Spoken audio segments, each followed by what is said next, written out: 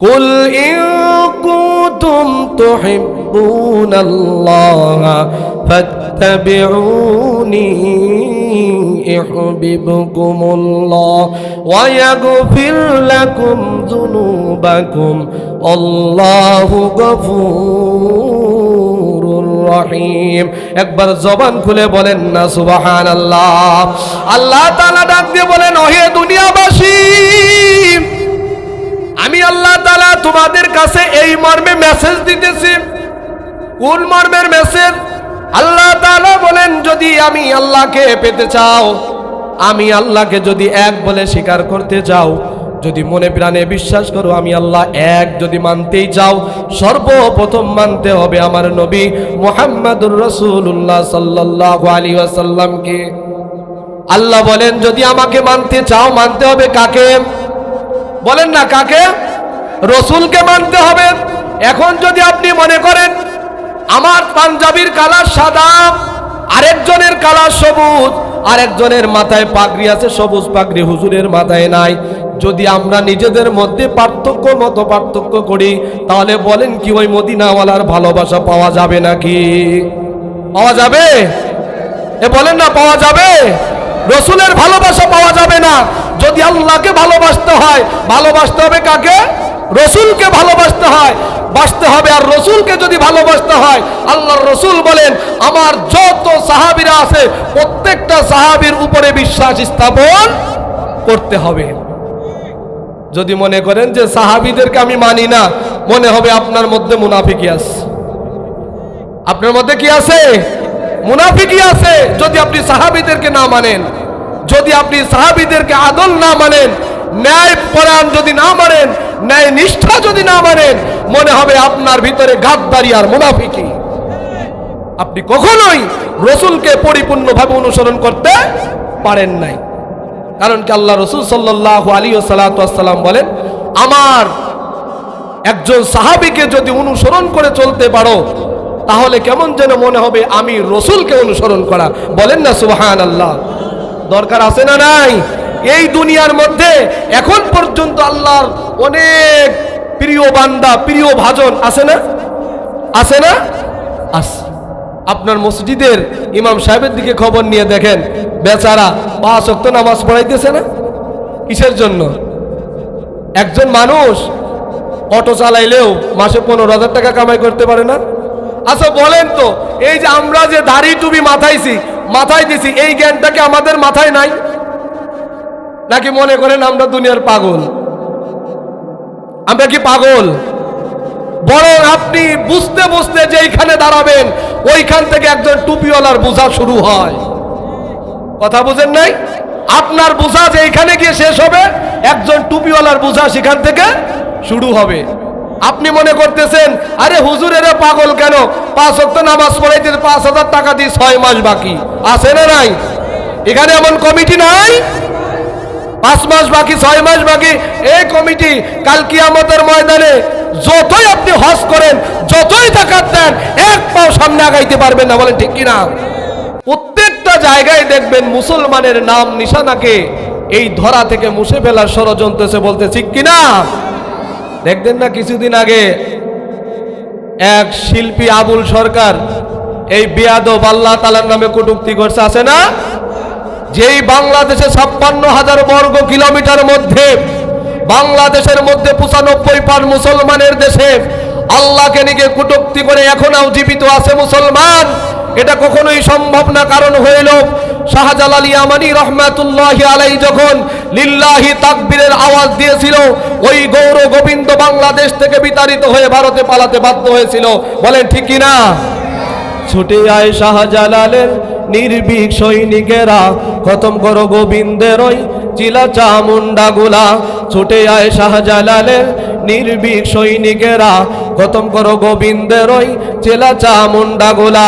ওলিদের এই ভূমিতে বিপ্লবেরই মশাল জ্বলা, ওলিদের এই ভূমিতে বিপ্লবেরই মশাল জ্বলা। ছুটে আয় শাহজালালের নির্ভীক সৈনিকেরা, খতম করো গোবিন্দের ওই চেলা চামুন্ডাগুলা। বলেন না, ছুটে আয় শাহজালালের নির্ভীক সৈনিকেরা, খতম করো গোবিন্দের ওই চেলা চামুন্ডাগুলা। শাহজালালের স্বপ্ন ছিল আল কোরআনের জ্বলবে আলো, শাহজালালের স্বপ্ন ছিল আল হাদিসের জ্বলবে আলো। সেই আলো জড়িয়ে দিতে, সেই আলো ছড়িয়ে দিতে বিপ্লবেরই মশাল জ্বলা। ছুটে আয় শাহজালালের নির্ভীক সৈনিকেরা, খতম করো গোবিন্দের ওই চেলা চামুন্ডাগুলা। ছুটে আয় শাহজালালের নির্ভীক সৈনিকেরা, খতম করো গোবিন্দের ওই চেলা চামুন্ডাগুলা।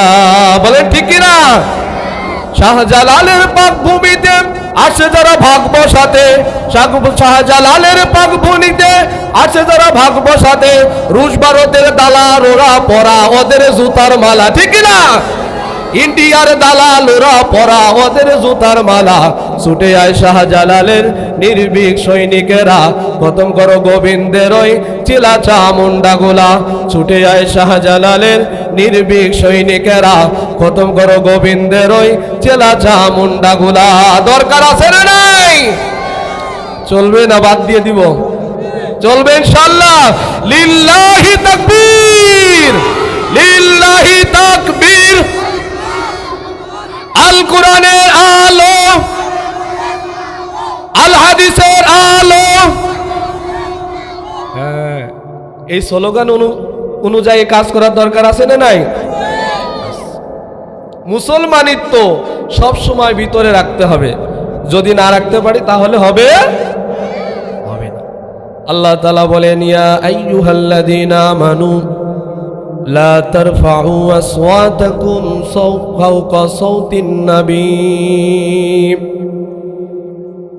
আল্লাহ তাআলা तमाम দুনিয়ার মানুষদেরকে জানায়া দিলেন, দুনিয়ার মানুষেরা রে তোমরা শোনো, তোমাদের গলার আওয়াজকে তোমরা নবীর গলার আওয়াজের উপরে তুলো না। কারণ হইল এই দুনিয়ার মধ্যে আমি আল্লাহ অনেক নবী রাসূল পাঠাইছি, অনেক পয়গম্বর পাঠাইছি। সমস্ত নবী রাসূল পয়গম্বররা হলো আমি আল্লাহর পাগল, কিন্তু আমি আল্লাহ স্বয়ং নবী মুহাম্মদুর রাসূলুল্লাহর পাগল। বলেন না সুবহানাল্লাহ। এ নবীর পাগল হওয়ার দরকার আছে না নাই?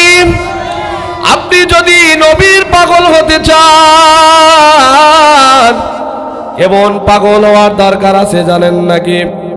আল্লাহ নবীর এক আদনা এক উম্মত হলো ইমাম মালিক ইবনে দিনার রহমাতুল্লাহি আলাইহি। নাম কি? ইমাম মালিক ইবনে দিনার রহমাতুল্লাহি আলাইহি। শুরু যুগে তিনি একজন সেনাবাহিনীর কর্মচারী ছিলেন। কিসের? সেনাবাহিনীর কর্মচারী ছিলেন। জবরদস্ত একজন আলেম হয়েছেন। পরে একজন বড় বুজুর্গ হয়েছেন, বড় মুহাদ্দিস হয়েছেন। ইমাম মালিক ইবনে দিনার রহমাতুল্লাহি আলাইহি যখন ঘরে আসতেন, ঘরে আসার পরে মদ পান করতেন। কি পান করতেন? মদ পান করতেন। তার একটা সন্তান ছিল, মেয়ে ছিল, সুন্দর 2 বছরের একটা বাচ্চা। এত সুন্দর ইমাম মালিক ইবনে দিনার রহমাতুল্লাহি আলাইহি মেয়ের নাম রাখছেন জামিলা। কি নাম রাখছেন বলেন না? এত সুন্দর চেহারার পাগল ইমাম মালিক ইবনে দিনার রহমাতুল্লাহি আলাইহি নিজের মেয়ের নাম রাখছেন জামিলা। ঘরে আসার পরে যেমন মালিক ইবনে দিনার রহমাতুল্লাহি আলাইহি মদ পান করেন, মেয়েটা বাবার কাপড়ে মদ ঢেলে দেয়।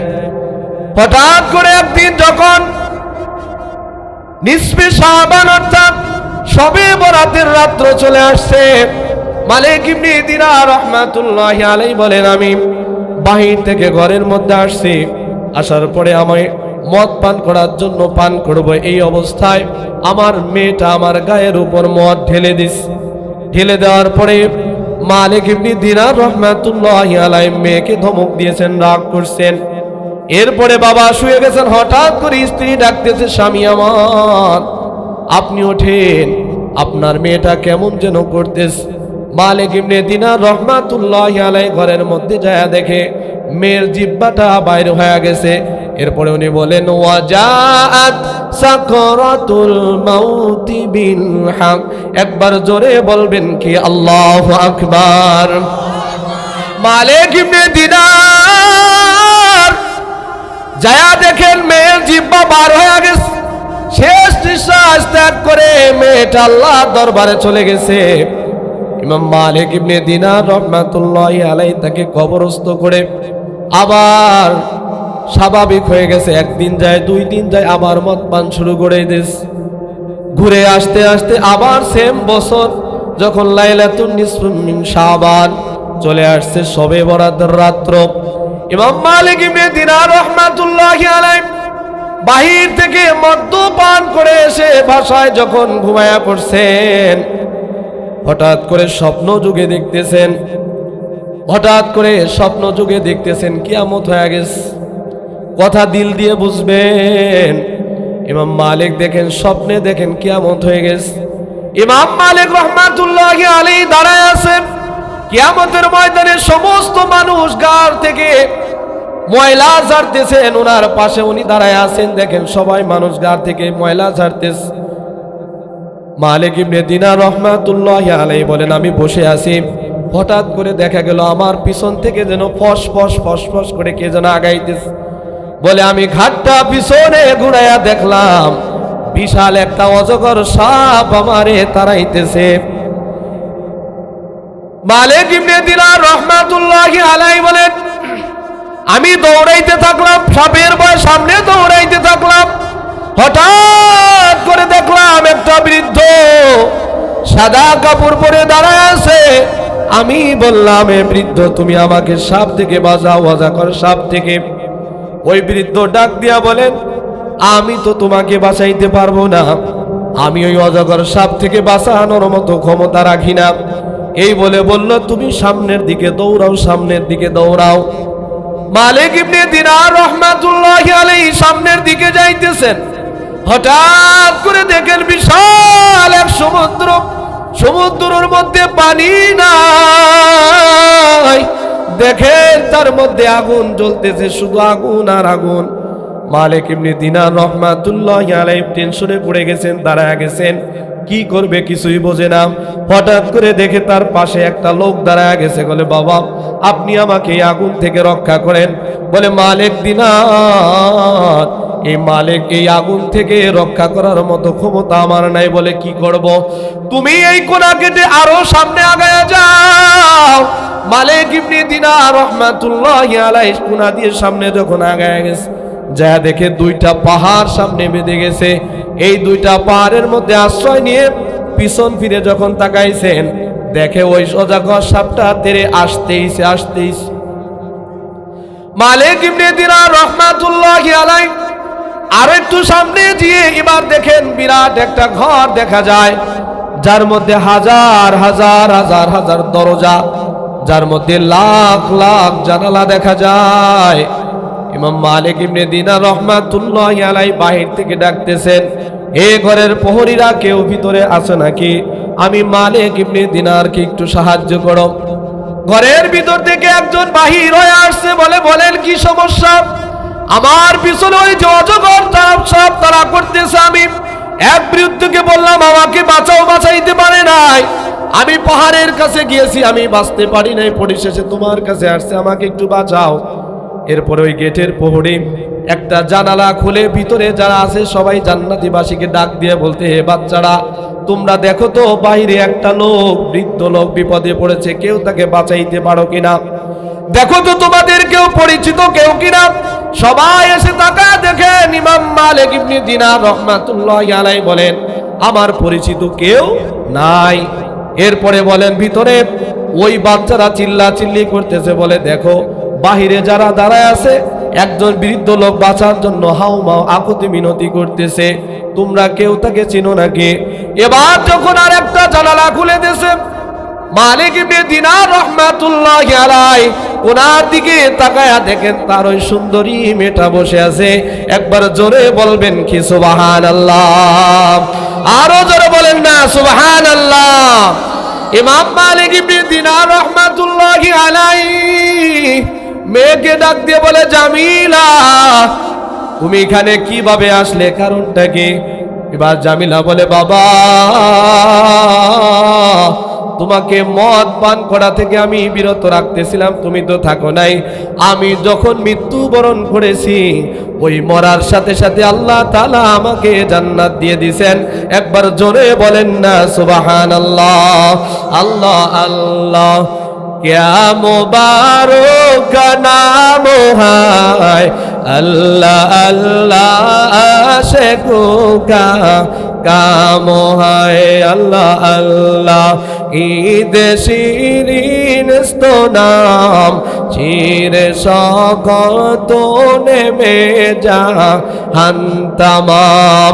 এই দুনিয়ার সব কিছুর মালিক কে? আমার রিজিকের মালিক কে? আমার হায়াতের মালিক কে? আমার পালন কর্তা কে? এই দুনিয়া যদি সব কিছুই আল্লাহ তাআলার হয়, বলেন তো এই দুনিয়ায় শাসন চলবে কার? আরো জলে বলেন, শাসন চলবে কার? আল্লাহর জমিনে আল্লাহর শাসন চলবে। রাজি আছে কে কে? লিল্লাহি তাকবীর, লিল্লাহি তাকবীর। কুরআনের শাসন চান তো সবাই? কুরআনের পক্ষে না বিপক্ষে? কুরআনের পক্ষে না বিপক্ষে? সবাই পক্ষে আছেন তো ইনশাআল্লাহ? থাকেন থাকেন ইনশাআল্লাহ। ওয়াসিরাই এমন একটা সময় আসবে যেই সময়ে বলা হবে মুসলমান কাফনের কাপড় বেঁধে মাঠে নেমে যাবেন। তৈয়ার আছেন কে কে? দেখা দেন লিল্লাহি তাকবীর। আল্লাহ আমাদের কবুল করুক, সকলে বলে আমিন। এমন একটা সময় ওয়াসিরাই আসবে যে মুসলমান ঘরে বসে থাকার সুযোগ নাই। যেই মুহূর্তে গোটা বিশ্বের মধ্যে আমার আল্লাহ তাআলাকে নিয়ে কটূক্তি করা হয়, যেই মুহূর্তে আমার রাসূলকে নিয়ে কটূক্তি করা হয়, ও মুসলমান আর হাতে চুরি পড়ে বসার সময় নাই। অথচ দেখা যায় এই মানুষদেরও আবার আর একটা দল গিয়ে সাপোর্ট করতেছে, আছে না নাই? হ্যাঁ, নতুন নতুন দল বাড়াইছে, নতুন নতুন দল। পুরান পাগলের ভাত নাই, নতুন পাগলের আমদানি। পুরান পাগলের ভাত নাই, নতুন পাগলের আমদানি। যতটুকু জনপ্রিয়তা হয়েছিল এই বাউলের পক্ষ নেওয়ার কারণে জনপ্রিয়তা শূন্যের কোঠায়, বলেন ঠিক কিনা? আল্লাহ ধরে ধরে ধরে না ধরলে আর আকাশে ঘুড়ি উঠতেছে, ঘুড়ি বড় মজায় উঠতেছে। লাটাই থেকে সুতা টান ছাড়ে, ঘুড়ি উপরে ওরে আর বলে না না যাব না যাব না। কিন্তু যখন সন্ধ্যাবেলা হয়ে যায়, মালিক যখন লাটাই ধরে টান দেয়, ঘুড়ি যতই বলে না না যাব না না না যাব না, মালিক বলে ওরে ঘুড়ি তুমি আর আকাশেও থাকতে পারবা না, বলেন ঠিক কিনা? আল্লাহ বলে বান্দা তুমি যতই লাফালাফি করো, আমি আল্লাহ যখন তোমারে ডাক দিব একটা সেকেন্ডের জন্য তুমি আর দুনিয়ায় থাকতে পারবা না। আল্লাহর নবী বলেন আলিফ লাম রা কিতাবুন আনজালনাহু ইলাইকা লিতুখরিজান নাসা মিনাজ যুলুমাতি ইলান নূর। একবার জোরে বলবেন কি সুবহানাল্লাহ। ই কালামে জিন্দা কুরআনে হাকিম হিকমতে উলায়া জালাস তু কদিম জামিউল ইলম ফিল কুরআন হাকিম তাকাসুরাত আফহামুর রিজালি বখা কুরআন কালামুল্লাহ বাশুনু কদিমাস্তি কদিমাস্তি নয়নু, বলেন আল্লাহু আকবার।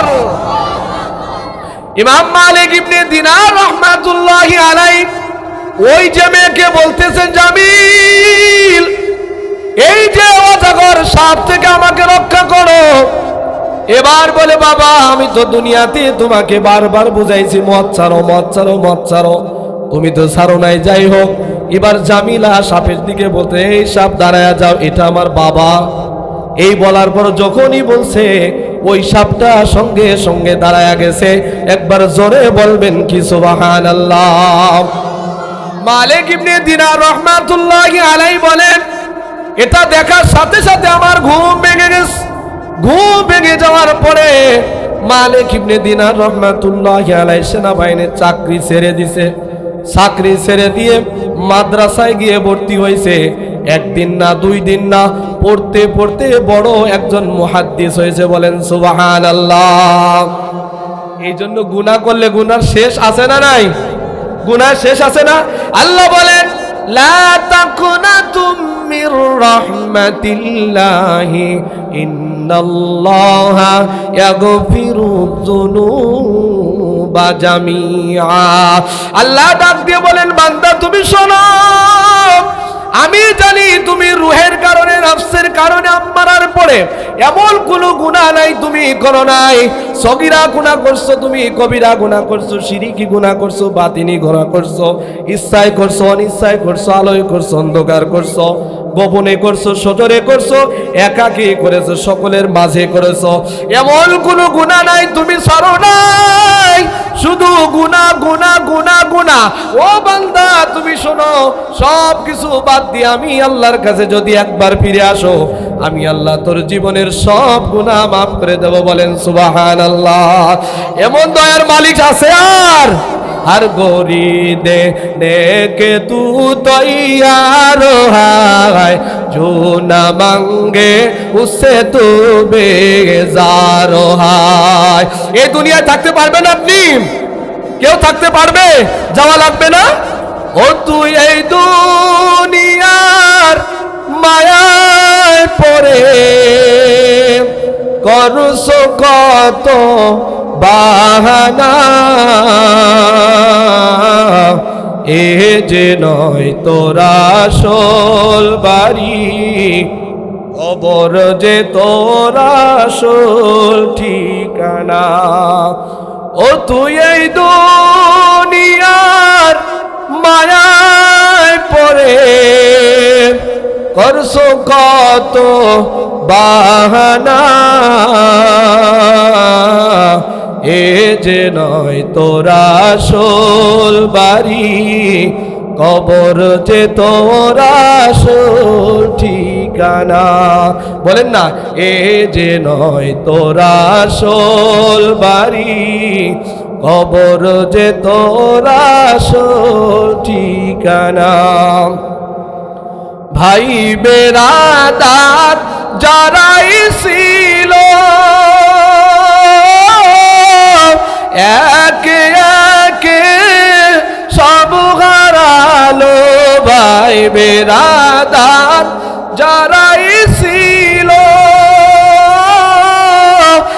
একে একে সব হারালো।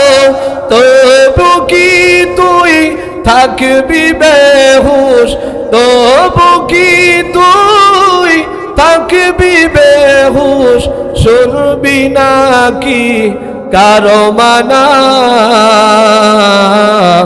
এ যে নয় তোরা আসল বাড়ি, কবর যে তোরা আসল ঠিকানা।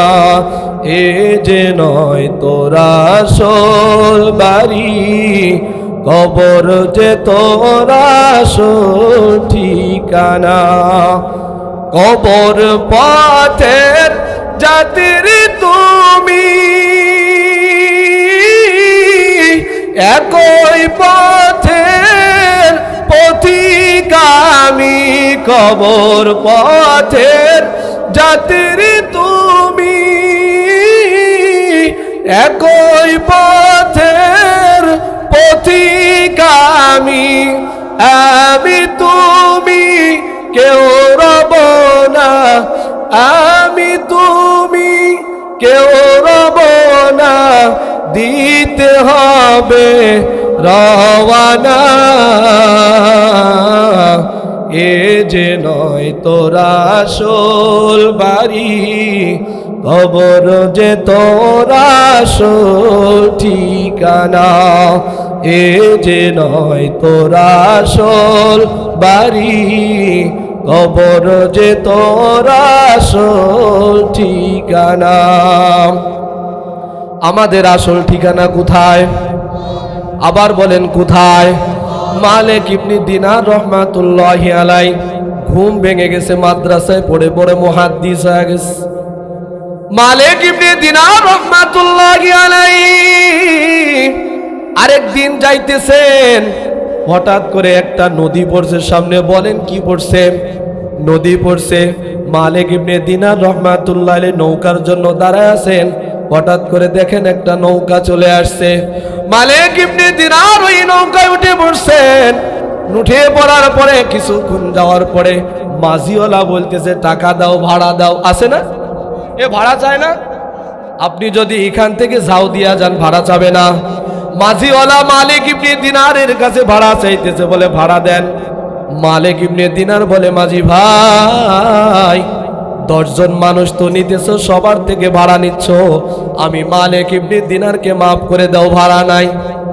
বলার সাথে সাথে মাঝি মালিক ইবনে দিনারকে কঠোর ভাষায় গালিগালাজ শুরু করছে। মালিক ইবনে দিনার রাহমাতুল্লাহি আলাইহি চুপ করে শুনতেছেন। কারণ হইল নবীজি শিক্ষা দিয়ে গেছেন, যদি তোমাকে কেউ গালি দেয় তুমি চুপ করে সহ্য করবা। বলেন ঠিক কিনা? কারণ হইল আমার নবীজি দাঁড়ায় আছেন, ইহুদির বাচ্চা ঈসা নবীজিকে গালি দেয়, আমার নবী মুস্কি মুস্কি হাসে। আমার নবীকে গালি দেয়, নবী মুস্কি মুস্কি হাসে। আবার ইহুদি গালি দেয়, আবার মুস্কি মুস্কি হাসে। আবার ইহুদি গালি দেয়, নবী আবার মুস্কি মুস্কি হাসে। পাশের থেকে আবু বকর ডাক দিয়ে বলে, নবী আপনি একবার বলেন, আমি ইহুদির কড়া জবাব দিয়ে দিই। নবী বলেন, আবু বকর তুমি থেমে যাও, কারণ ইহুদি গালি দিতে থাক।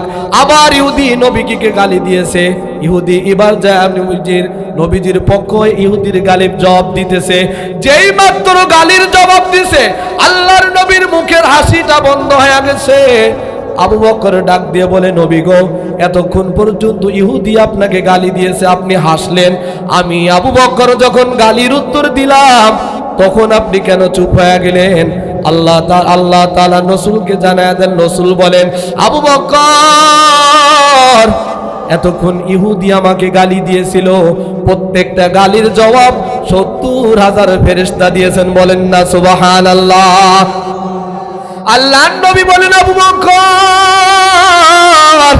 এতক্ষণ ইহুদি গালি দিয়েছিল গো, আর এই গালির জবাব দিয়েছিল ফেরেশতারা, আমি দেখে দেখে হাসতেছিলাম। কিন্তু আবু বকর তুমি যখন গালির উত্তর দিয়ে শুরু করছো, ওই ফেরেশতারা সঙ্গে সঙ্গে আমার থেকে চলে গেছে। কি বুঝলেন? কেউ যদি গালি দেয় জবাব দিবেন? দিবেন নাকি? গালির জবাব দেওয়ার দরকার নাই। যদি পারেন তার বাসায় 1 কেজি মিষ্টি কিনে দিয়ে আসেন। কারণ কি জানেন? ওই ব্যক্তির আমলনামায় যত সওয়াব আছে অটোমেটিক আপনার আমলনামায় চলে আসবে। বলেন না সুবহানাল্লাহ। আল্লাহ রাসূল বলেন, যদি কেউ কারো গীবতে লিপ্ত হয়ে যায়, যার জন্য গীবত করবে তার যত গুনাহ আছে সব ওই ব্যক্তির চলে যাবে, আর তার যত আমল আছে সব যার জন্য গীবত করবে তার আমলনামায় চলে যাবে। আমাদের সমাজে আছে না নাই? এমন আছে না? ওই দেখবেন 4 স্টলে বেশি না কম? 4 স্টলে সকাল থেকে সন্ধ্যা পর্যন্ত মুরব্বীদের কাজ নাই। অমুকের ছেলে কি করলো, অমুকের মেয়ে কি করলো, আছে না নাই? প্রত্যেকটা চায়ের দোকানের বাড়িওয়ালার, 4 দোকানদারের বাড়ি দেখবেন খবর নাই, কিন্তু 4 দোকানে 42 ইঞ্চি টিভি আছে না? বরকতের জন্য রাখছে। কিসের জন্য? বরকতের জন্য। আমরাও যা ওই চাকে একটা করে চুমুক দিই, আর ওখানে দেখি উলঙ্গপনা বা হ্যাঁপনা দেখতেছি। আরে আপনি তো চায়ে চুমুক দিতেছেন না, প্রত্যেকটা চুমুকে আপনি হারাম পান করতেছেন। বলে ঠিক কিনা? এই কথাগুলো কি আজকে কেউ বলে? মুরব্বীরা তো আমার উপর খেপে যাইতেছে, হুজুর কয় কি? আপনি যদি খেপে যান ভালো, না খেপলে আরো ভালো। কারণ ইসলামের হক কথা বলার দায়িত্ব আছে না নাই? শুধু যদি কবরের উপরের কবরের নিচে আর আকাশের উপরের বয়ান করি তাহলে হবে? হ্যাঁ, বর্তমান সময়ে 4 স্টলে এমন গীবত শেখায় শুরু করা হয়েছে যেটা মুখে বলা যায় না। অমুকের ছেলেটা সেনাবাহিনীর চাকরি পাইছে, এই যে শুরু হয়েছে টিটকারে, কিন্তু নিজের ছেলে যে লাফাঙ্গা, নিজের ছেলে যে ইয়াবাখোর মদ করে, এটার কোনো খবর নাই। অমুকের ছেলে ভালো কাজ করলো কেন, তার চোখে ঘুম নাই। আছে না? না না, আপনাদের তেল টুপি অনেক ভালো, এটা আমাদের দিকে অনেক আছে। আপনাদের ঝাউদিয়া অনেক ভালো, কুষ্টিয়া অনেক ভালো, এদিকের মানুষ আল্লাহ তাআলা এদিকে সকলকে ইসলামের জন্য কবুল করে, সকলে বলে আমিন। মালিক ইবনে দিনার রহমাতুল্লাহি আলাইহিকে মাঝি বারবার গালি দিচ্ছে, বলে টাকা দাও। মালিক ইবনে দিনার বলে মাঝি ভাই আমার কাছে টাকা নাই। এবার মাঝি চেতে গেছে, এই মিয়া টাকা দাও, আছে না এরকম? মালিক ইবনে দিনার আর সহ্য করতে থাকতে পারলেন না, আল্লাহ তাআলার কাছে বলেন, তোমরা তোমাদের ঠোঁটের আগায় স্বর্ণের মুদ্রা নিয়ে এক একজন দাঁড়ায়া যাও, বলেন আল্লাহু আকবার। মাঝি দেখেন নিচের দিকে তাকায়া দেখেন সমুদ্রের মাছগুলো ওই স্বর্ণের টাকা নিয়ে দাঁড়ায় আছে।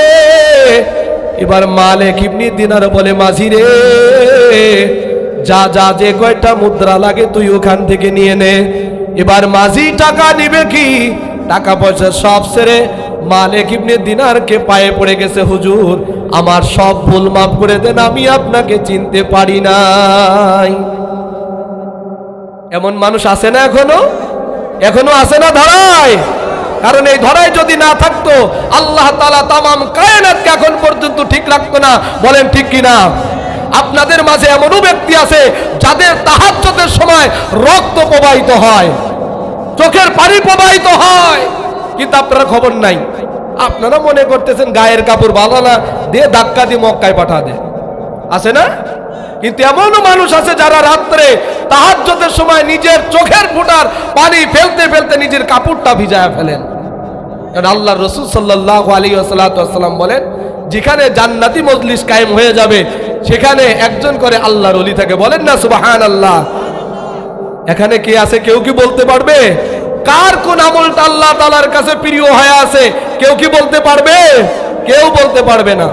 কারণ কি, রাসূলুল্লাহ সাল্লাল্লাহু আলাইহি ওয়াসাল্লাম বললেন যে এই দুনিয়াতে যতক্ষণ পর্যন্ত একজন আল্লাহওয়ালা বলনেওয়ালা ব্যক্তি থাকবে আল্লাহ ততক্ষণ পর্যন্ত কিয়ামত দিবেন না, বলেন না সুবহানাল্লাহ।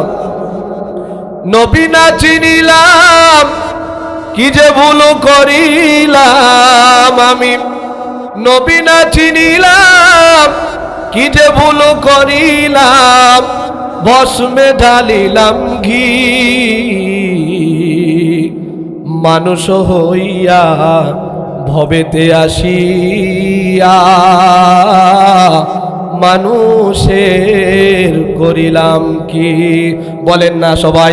আমি নবী না চিনিলাম কি যে ভুল করিলাম, আমি নবী না চিনিলাম কি যে ভুল করিলাম, ভস্মে ঢালিলাম ঘি, আমি মানুষ হইয়া ভবেতে আসিয়া মানুষের করিলাম কি, ঠিক কিনা? মানুষের জন্য কিছু করছি। মালিক ইবনে দিনার রহমাতুল্লাহি আলাইহি নৌকা দিয়ে নদী পার হয়ে যাইতেছেন, হঠাৎ করে দেখে একটা যুবক শুয়ে আছে অসুস্থতার মতো। ওখানে উনি দাঁড়ায়া থাকলেন, দেখি কাণ্ডটা কি হয়। একটু পরে দেখেন আকাশ থেকে একটা কাক উড়ে এসে ওই যুবকের মুখের মধ্যে খাদ্যের দানা দিতেছে। উনি আবার চমকে গেলেন, কি হয় কি হয়, আরো দেখার জন্য দাঁড়ায় রইলেন। আবার দেখেন কাকটা চলে যাইতেছে, কিছুক্ষণ পর মুখের মধ্যে পানি এনে ওই যুবকের ঠোঁটে লাগাই দিতেছেন। আবার উনি দেখলেন কাকটা উড়ে যাইতেছে, আবার খাদ্য দানা নিয়ে আসে, আবার পানি নিয়ে আসে। মালিক ইবনে দিনার যা জিজ্ঞাসা করছে, যুবক তুমি বলো তুমি কে, তোমার পরিচয়টা দাও। বলে, হুজুর আমি আমার পরিচয় দেব কিভাবে, আমি যে উমরার জন্য বেরোইছি, আমার সফর সঙ্গীরা সবাই চলে গেছে, আমি এই মরুভূমির মধ্যে পড়ে গেছি। ইমাম মালিক ইবনে দিনার রাহমাতুল্লাহি আলাইহি বলেন, যুবক তোমার খরচপাতি, তোমার খাবারের ব্যবস্থা কেমন করে হইতেছে? ওই যুবক বলে, হুজুর আল্লাহর কসম করে বলি, আমি যখন থেকে এখানে পড়ে আছি তারপর থেকে প্রত্যেকটা ওয়াক্তে আল্লাহ তাআলা নিজ জিম্মায় আমার খাবারের ব্যবস্থা করছেন। একবার জোরে বলবেন কি সুবহানাল্লাহ। রিজিকের মালিক কে? ইন্নাল্লাহা হুয়ার রাজ্জাকু যুল কুওয়াতিল মাতিন। একবার বলেন না সুবহানাল্লাহ। আল্লাহ বলেন, দুনিয়াদাররা তোমরা শোনো, সমস্ত রিজিকের মালিক হইলাম আমি একমাত্র আল্লাহ। নাকি কোনো বাবারা বলে, আমার ছেলে যদি 20,000 টাকার চাকরি না করলে আমার ঘরে খাবার আসে না, আসে না নাই? এবার ধানটা চালাই আসলাম, ধান কেমন না হবে? ধান না হইলে খাবার পাবো না। যদি ব্যবসাটা ভালো না হয় খাবার জোগাইতে পারবো না। আল্লাহ তাআলা তামাম দুনিয়াদারদের ডাক দিয়ে বললেন, এ দুনিয়াদাররা তোমরা শোনো, এই দুনিয়ার মধ্যে 18,000 মাখলুকাত আমি আল্লাহ বানাইছি। প্রত্যেকটা মাখলুকাতকে আমি আল্লাহ মানুষের খাদেম হিসাবে বানাইছি, আর মানুষকে আমি আল্লাহর ইবাদতের জন্য বানাইছি। বলেন সুবহানাল্লাহ। ইবাদত করতে হবে কার? দেখেন আল্লাহ তাআলা বলছে দুনিয়ার 18,000 মাখলুকাত। কত মাখলুকাত? 18,000 মাখলুকাত। মাছ, পোকা মাকড় যত কিছু আছে, গরু ছাগল হাঁস মুরগি যাই কিছু আছে, আল্লাহ বলেন একটা একটা করে আমি 18,000 বানাইছি। সবাইকে বানাইছি মানুষের খাদেম হিসাবে, আর মানুষকে বানাইছি আমি আল্লাহর ইবাদতের জন্য। একবার জোরে বলবেন কি সুবহানাল্লাহ। মালিক ইবনে দিনার রাহমাতুল্লাহি আলাইহি সামনের দিকে হেঁটে যাইতেছেন। সামনের দিকে হেঁটে যাওয়ার পরে দেখেন হঠাৎ করে একটা কূপ দেখা যায়। কি দেখা যায়? আপনাদের গ্রামে কূপ আছে এখন? এখন কূপ নাই, আগে ছিল এটা। কূপ দেখা যায়। মালিক ইবনে দিনার রাহমাতুল্লাহি আলাইহি কূপ দেখে নিজের কাছে মনে করলেন পানি তৃষ্ণা লাগছে, কি করা যায়? পানি তৃষ্ণার জন্য কূপের দিকে আগায়া যাইতেছেন, কিন্তু একটু আগায়া দেখেন কূপ থেকে হরিণ পানি পান করতেছে। মালিক ইবনে দিনার রাহমাতুল্লাহি আলাইহি বলেন, এখন আর তাহলে সামনের দিকে যাওয়া যাবে না, কারণ যখন হরিণেরা পানি পান করে চলে যাবে তারপর আমি মালিক ইবনে দিনার গিয়ে পানি পান করব। ওই হরিণের দল যখন পানি পান করে চলে গেছে, মালিক ইবনে দিনার রাহমাতুল্লাহি আলাইহি পানি পান করার জন্য কূপের কাছে যা দাঁড়াইছে। যারা দেখে পানি উঠানোর পাত্র নাই, রশি নাই, বালতি, কোনো কিছুই নাই। ইমাম মালিক ইবনে দিনার 4 কোণা খোঁজ করার পর দেখে এক জায়গা বালতি আর রশি পড়ে আছে। রশি দিয়ে পানি যেই মাত্র উঠাইতে যাবে তার মাথার মধ্যে একটা চমকে গেছে, হায় হায়, একটু আগে দেখলাম হরিণেরা এখান থেকে পানি পান করে গেল, আর আমি মালিক ইবনে দিনার মানুষ হয়ে কিভাবে বালতি খুঁজি? বুঝেন নাই কথা? হরিণ যে পানি পান করতে গেছে, হরিণের পানি উঠায় দিয়েছেন কে? হরিণের রশি লাগছে নাকি? বালতি লাগছে নাকি? কষ্ট করতে হয়েছে নাকি? হরিণ কূপের কাছে দাঁড়ায় আছে, ওই কূপের পানি কে আল্লাহ তাআলা হরিণের জন্য উপরে উঠায়া দিয়েছেন। মালিক ইবনে দিনার রাহমাতুল্লাহি আলাইহি যখন বালতি দিয়ে পানি উঠাইতে যাবেন, হঠাৎ করে মনে করছেন, হায় হায় রে, আমি যে কূপের কাছে গেলাম, বালতি তালাশ করলাম, হরিণের পানি উঠায়া দিল কে? এবার আল্লাহ তাআলার দিকে ডাক দিয়ে বলে, মালিক, ওগো দর মালিক, আমি যে বালতিতে পানি উঠানোর জন্য বালতি তালাশ করলাম, কিন্তু আমি আশরাফুল মাখলুকাতের মধ্যে সর্বশ্রেষ্ঠ মানুষ হওয়া সত্ত্বেও বালতি তালাশ করি, রশি তালাশ করি, কিন্তু হরিণ এসে যে পানি পান করে গেল। আল্লাহ তাআলা ভিতরে ইলহাম দিয়ে দিলেন, মালিক ইবনে দিনার, তুমি যে এসে রশি আর বালতি তালাশ করছো, আর ওই হরিণ কোনো কিছুই তালাশ না করে আমি আল্লাহর উপর তাওয়াক্কুল করে কূপের কাছে গেছে, আমি আল্লাহ তার কূপের পানিটা উপরে উঠায়া দিছে। একবার জোরে বলবেন কি সুবহানাল্লাহ। তাওয়াক্কুল করতে হবে কার উপর? গর্ত তাওয়াক্কুল মিকুনি গার সুবহ শাম মিরসানাদের রিজকে তুতান জামাম। সমস্ত রিজিক দেন কে? আল্লাহ দেন রিজিক। আল্লাহর উপর যদি বান্দা আপনি যতটুকু তাওয়াক্কুল করবেন, সব তাওয়াক্কুলের উপর ডিপেন্ড করে আল্লাহ তাআলা আপনার ঘরে তাওয়াক্কুলের উপর ডিপেন্ড করে রিজিক পৌঁছাবে। আপনি যদি মনে করেন আল্লাহ তাআলা আমার সব কিছুর মালিক, আল্লাহ তাআলা আমার সৃষ্টিকর্তা, আল্লাহ আমার পালনকর্তা, আল্লাহ আমার রিজিক দাতা, সব সময় যদি আল্লাহ আল্লাহ বলতে থাকেন, আল্লাহ বলে বান্দা তোমার সমস্ত কিছুর জিম্মাদারি আমার। একবার জোরে বলবেন কি সুবহানাল্লাহ। তাহলে আল্লাহকে মানার দরকার আছে না নাই? আল্লাহ তাআলার পাগল হয়ে দেখেন কোনো লস নাই। কারণ হইল এই দুনিয়ার মধ্যে প্রত্যেকটা মানুষ প্রত্যেকটা জিনিসের পাগল। কেউ ধন সম্পদের পাগল, কেউ নারীর পাগল, কেউ বাড়ির পাগল, কেউ গাড়ির পাগল, কেউ টাকা পয়সার পাগল। কিন্তু কোনো পাগলই সফলতা কামনা করে নাই, অর্জন করে নাই। কিন্তু যেই মানুষেরা আল্লাহ তাআলার পাগল, ওই মানুষেরা একদিন না একদিন সফল হয়ে যাবে। বলেন ঠিক কিনা? পাগল হতে হবে কার? আল্লাহ। আল্লাহর পাগল হয়ে যাবেন। আল্লাহ তাই তো বলেন, কুল ইন কুনতুম তুহিব্বুনাল্লাহা ফাত্তাবিউনি ইউহিব্বুকুমুল্লাহ ওয়া ইয়াগফির লাকুম যুনুবাকুম আল্লাহু গফুরুর রহিম। একবার জবান খুলে বলেন না সুবহানাল্লাহ। আল্লাহ তাআলা ডাক দিয়ে বলেন, ওহে দুনিয়াবাসী, আমি আল্লাহ তাআলা তোমাদের কাছে এই মর্মে মেসেজ দিতেছি। কোন মর্মের মেসেজ? আল্লাহ তাআলা বলেন, যদি আমি আল্লাহকে পেতে চাও, আমি আল্লাহকে যদি এক বলে স্বীকার করতে চাও, যদি মনে প্রাণে বিশ্বাস করো আমি আল্লাহ এক যদি মানতেই চাও, সর্বপ্রথম মানতে হবে আমার নবী মুহাম্মদুর রাসূলুল্লাহ সাল্লাল্লাহু আলাইহি ওয়াসাল্লামকে।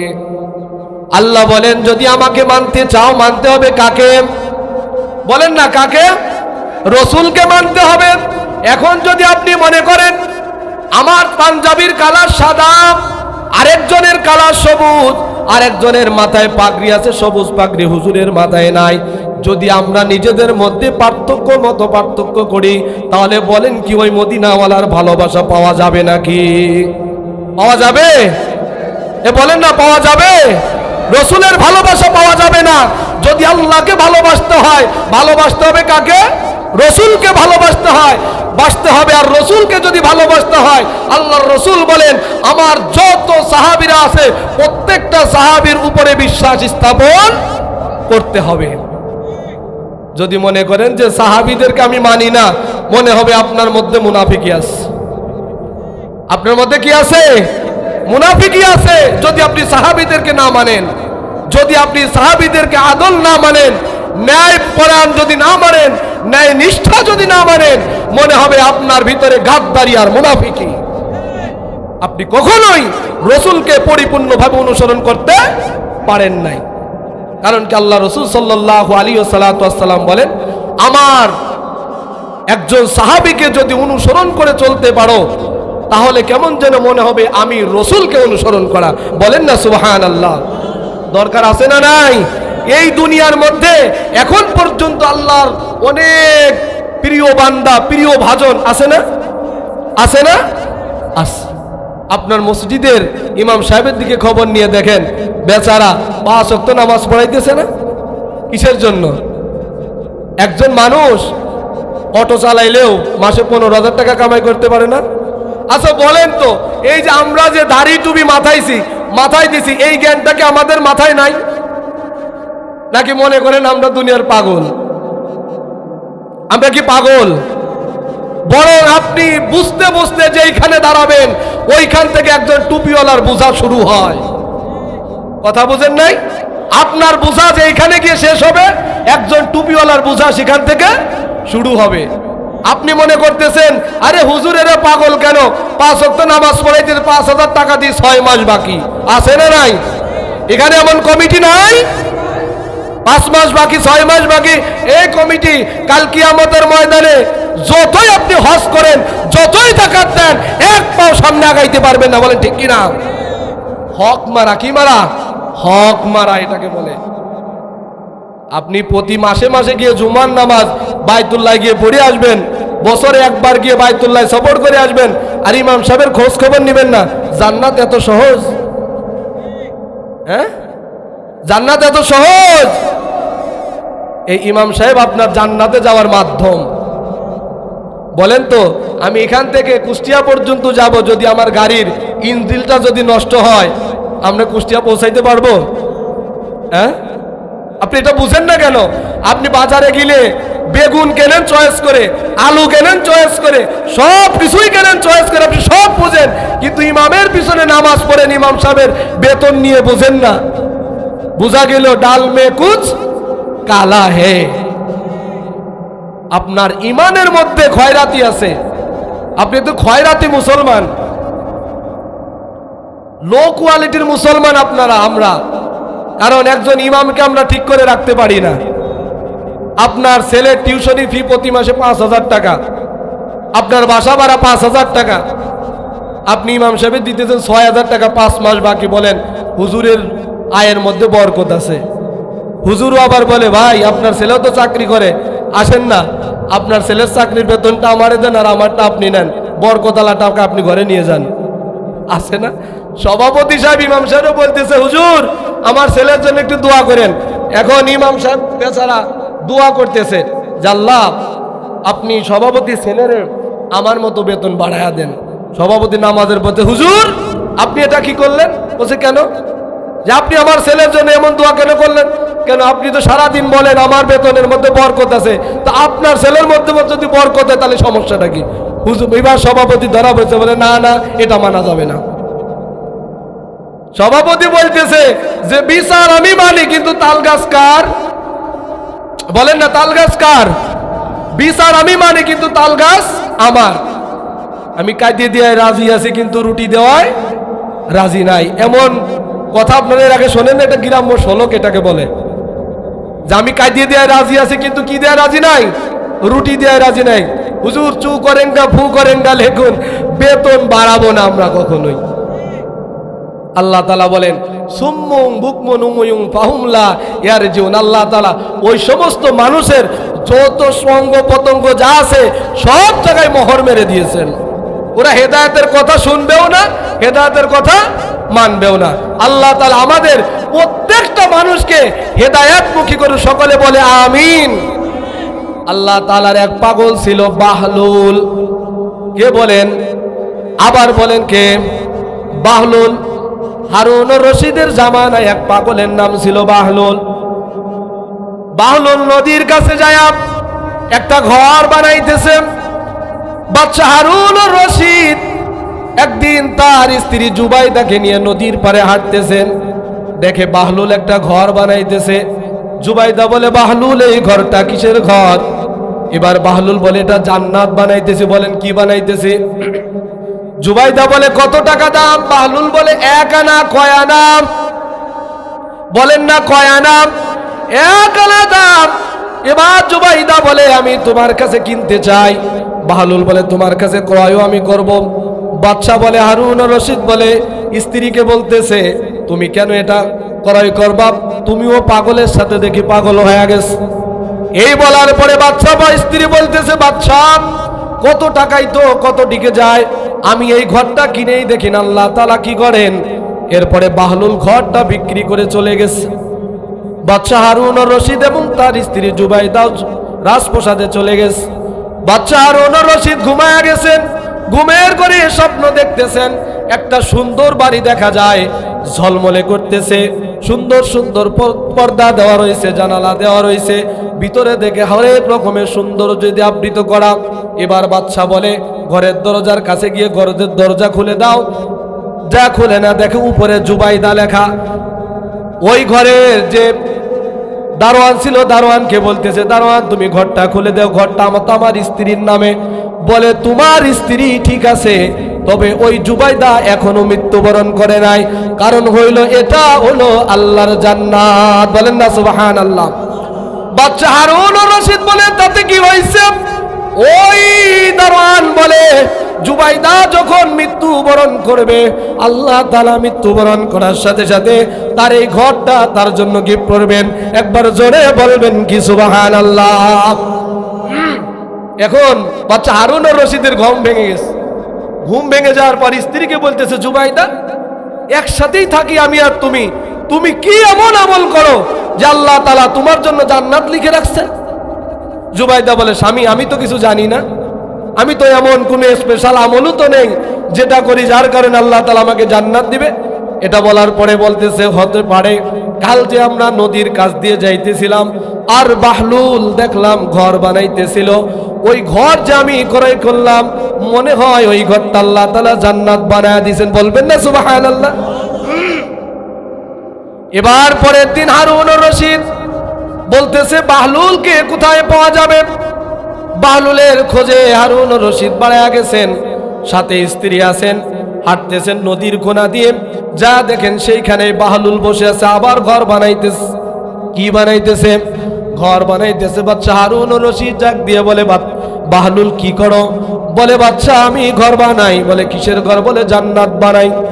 এটা কি করবা? বলে, আমি ক্রয় করব। কে কিনবে? যে ক্রয় করবে তার কাছে বিক্রি করব। বাচ্চা হারুন রশিদ বলে, এবার আমি ক্রয় করব, কত টাকা নিবা? বাহলুল বলে, তোমার রাজ্য আমার নামে লিখে দিতে হবে। বলেন না আল্লাহু আকবার। বাচ্চা হারুন রশিদ বলতেছে, বাহলুল, কালকে তুমি জুবাইদার কাছে বিক্রি করলে 1 আনার বিনিময়ে, আজ তুমি আমার কাছে অর্ধ জাহান চাইতেছো, কারণ কি? বাহলুল বলে, বাচ্চা হারুন রশিদ, কাল আপনার স্ত্রী জুবাইদা আমার কথার উপর বিশ্বাস করে, আল্লাহ তাআলার উপর বিশ্বাস করে ঘরটা কিনেছিল, আর আপনি আজকে রাত্রে স্বপ্ন দেখার পরে ঘরটা কিনতে আসছেন। একবার জোরে বলবেন কি মারহাবা? কারণ কি? বাচ্চা হারুন রশিদ কি দেখছেন? স্বপ্ন দেখে কিনতে গেছেন, যার কারণে বাহলুল বলতেছে, আপনি তো লোভে আসছেন, লোভে আসার কারণে আপনার সিংহাসনের অর্ধেক আমার নামে লিখে দিতে হবে, তারপরে আমি আপনার কাছে ঘর বিক্রি করব। তাহলে আমরা ততক্ষণ পর্যন্ত হুঁশে আসি না যতক্ষণ পর্যন্ত নিজেরা কিছু না দেখি, তাই তো? হ্যাঁ, এরকম করবেন আর বাচ্চা হারুন রশিদের মতো ধরা খাবেন। বাচ্চা হারুন রশিদ একদিন একটা লাঠি, ওনার একটা লাঠি ছিল ব্যবহারের, তো এই লাঠিটা কাকে দিবে? তো উনি এই তার সিংহাসনে তার রাজ্যের মধ্যে একজন পাগল খুঁজতেছে, তাকে দিবে। পরে বাহলুলের কাছে এই লাঠিটা দিছে, বলছে, বাহলুল, তোমার কাছে যে আমি এই লাঠিটা দিলাম, আমার থেকে যে বড় পাগল, তোমার থেকে যে বড় পাগল, তার কাছে তুমি লাঠিটা ফেরত দিবা। কথাটা একটু বুঝবেন।